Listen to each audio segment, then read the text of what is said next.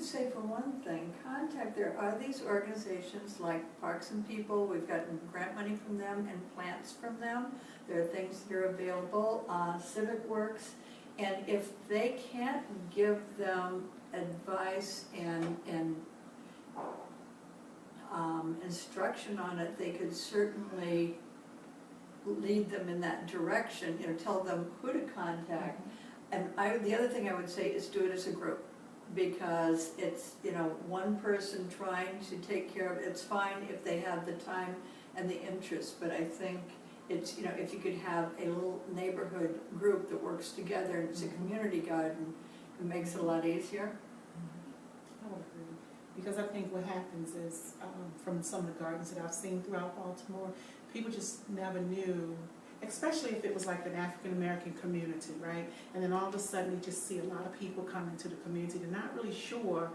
They don't know how to garden, but they don't know, is it something that I can get to? And oftentimes people aren't comfortable just asking a question, you know, so they'll be like, well, I didn't know where the vegetables went at, or what happens with the things that are grown right there in your community. So I would have to agree that the community associations, that's going to tap into some people. You have the churches that'll tap into some other people.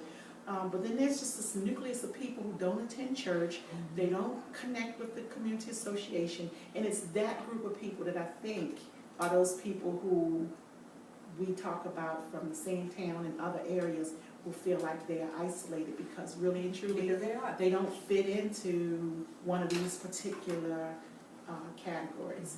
So they're sort of out there and they won't ask questions. So how would you suggest reaching those people?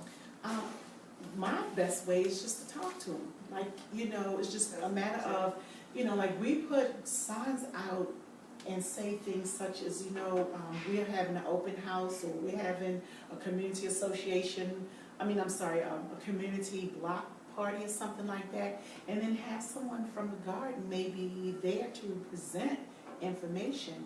I think a big gardening party should be good. You know, everybody in every area who has a garden, maybe use that as like Arbor Day, to have one big activity or something where people can feel comfortable, where if you're doing something, this is what's going on, and this is how you can benefit from